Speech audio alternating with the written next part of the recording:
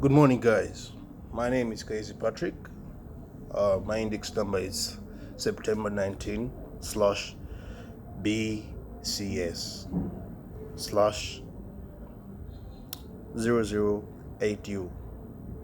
I want to present about the product life cycle. Yeah, I'm going to answer that question. Product life cycle is basically the series a product goes through till the end. And it's more like growth for the human being or a person because we go through the same stages.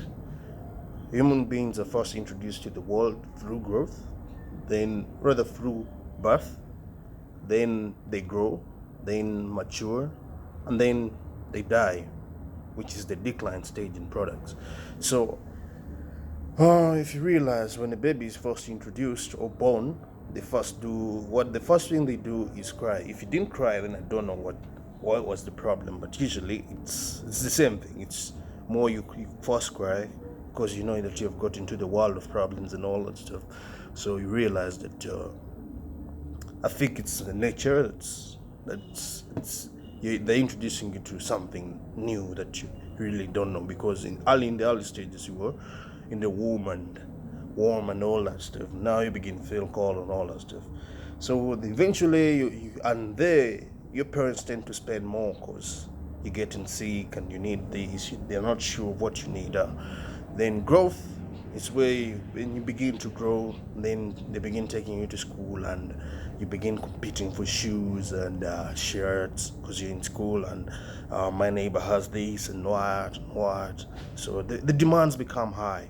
The demands become high. Then when you reach the maturity stage, of course the demands begin going low. Yeah, the demands begin going low, and you eventually, I think, get a job. When you get a job, so you stop demanding from your parents, and you're now working and all that stuff. Eventually, when you age, you begin to decline because you've reached the climax. Literally, you've literally reached your end. Like, so when you get old and you've done all these things, and of course, eventually it's death. So it's more the same with a product. So a product is first introduced into the market. For instance, computers were first introduced into the market. The IBM computers were first introduced in 1981, and there were a lot of things made. There were a lot of there was a lot of marketing for it, and you see, the product was trying to get its awareness to the market. To the market. So these companies, the marketing person was trying to make this product being known to the clients so that they can get to know what this product does and all that stuff. And during this stage, there are a lot of things that are done. There's promotions, and there's buy one get one. You know that those are promotions, yeah.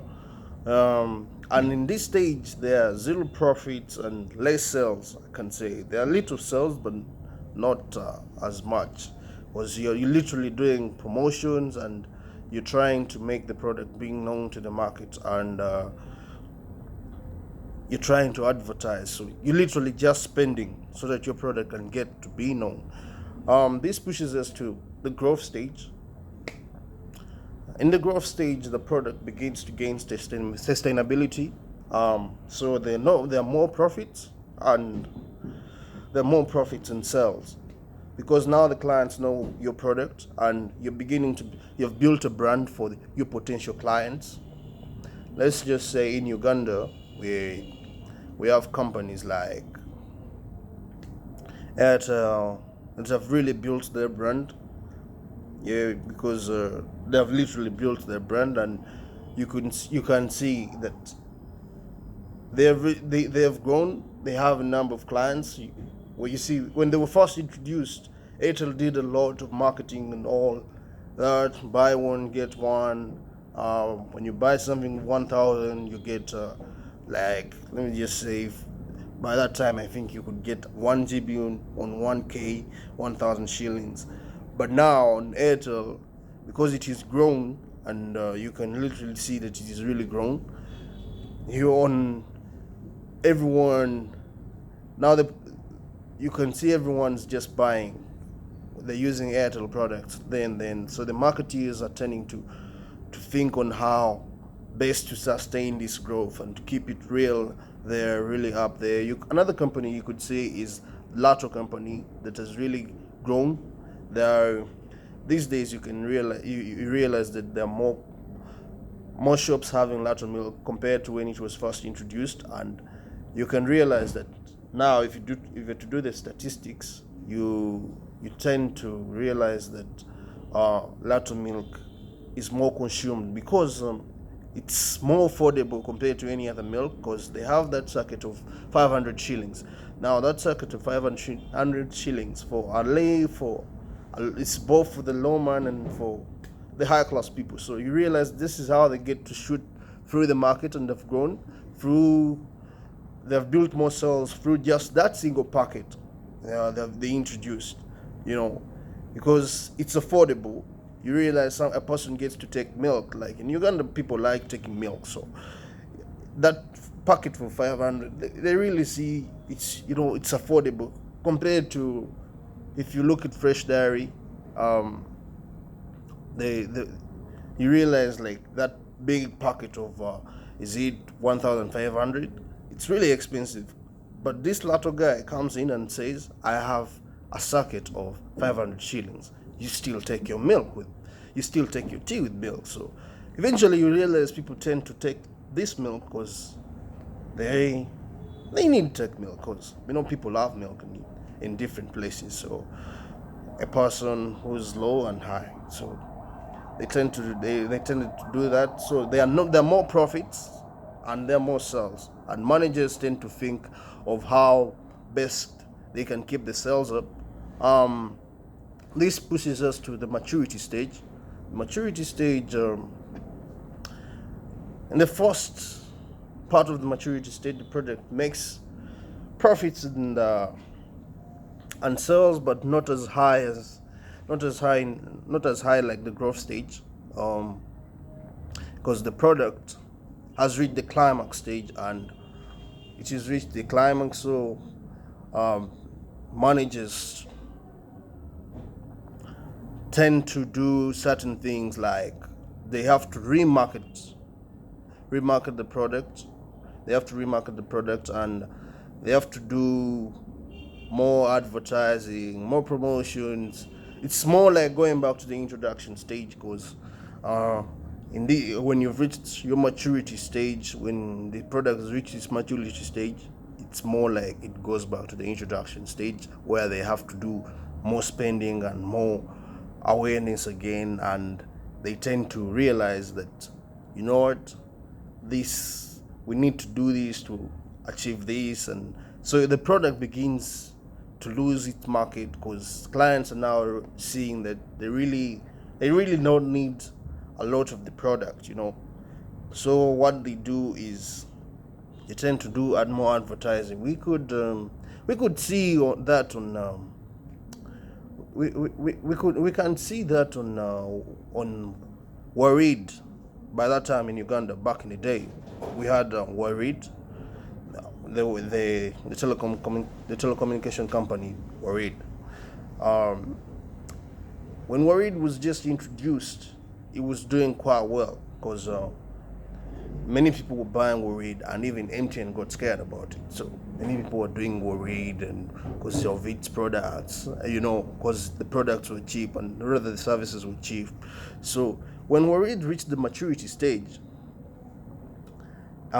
things got so bad that they realized that now there's nothing else they can offer to the clients, and then they merged with Airtel, because Airtel had just come and Worried merged with Airtel.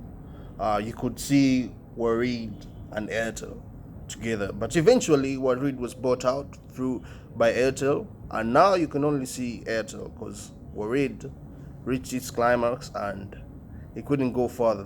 It had reached its maturity and couldn't go further, which pushes us to the decline stage. This is where managers tend to look at how products can be kept on the market. This is how managers get to realize and get to study how a product is, what products are selling and what products they should use. Eventually, they remove those out of the market. Let's just say, let's just say, like Nokia Lumia back then. Previously, they used to, a lot of Nokia Lumias were being sold. But because of the competition in the market, Nokia Lumias are now out of the business.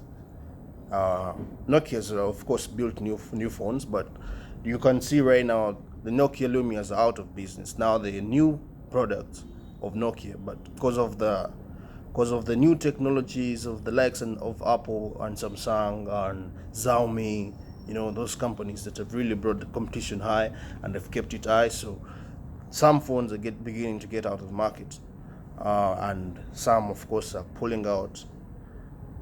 So basically, this is the life cycle of a product, and when you realize that managers now use these to focus on how to get better sales and profits, because when you reach the decline stage, you tend to know that this product is out. It does not need to keep staying in the market because there are no consumers for it. So you tend to change it, and then you remove it out of the market and introduce something new. So eventually you'd get to know what kind of market, because you're studying your market and you're knowing it. Yeah, thank you very much. My name is Kayizzi Patrick. My index number is SEP 19 BCS 008U. I was discussing product life cycle. I was answering the question. Thank you very much.